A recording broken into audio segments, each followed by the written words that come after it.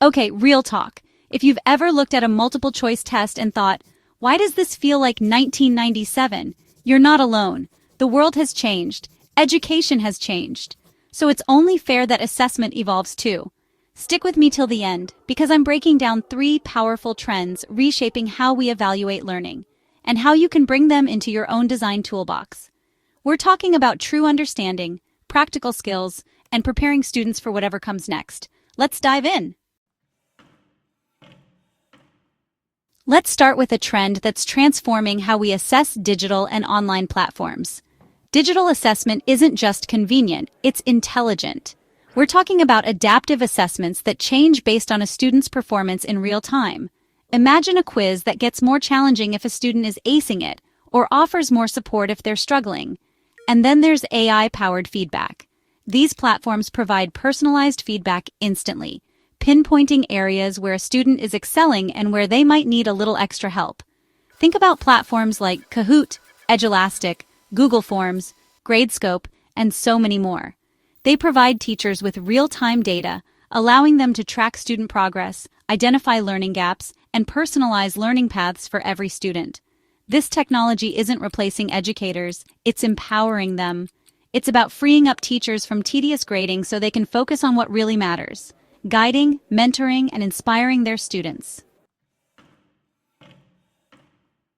Okay, let's talk about a system that puts skills and mastery front and center: competency-based assessment. Competency-based assessment flips the script. It moves away from traditional grading and focuses on what students know and what they can do. In this model, it's all about mastery over minutes. Students progress at their own pace, focusing on demonstrating a deep understanding of a concept or skill before moving on. Think of it like earning badges in a video game. Each badge represents a specific skill or competency.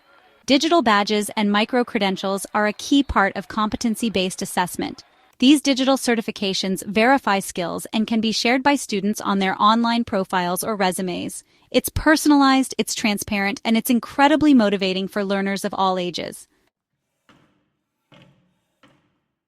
Now, let's talk about bringing the real world into the classroom with authentic assessment. This isn't about memorizing facts and figures. It's about applying knowledge to solve problems, think critically, and be creative. Authentic assessment is all about giving students the chance to grapple with real-world challenges. Students could solve a real industry case study, design a public health campaign, write a piece of investigative journalism, build a website, or even create a podcast episode.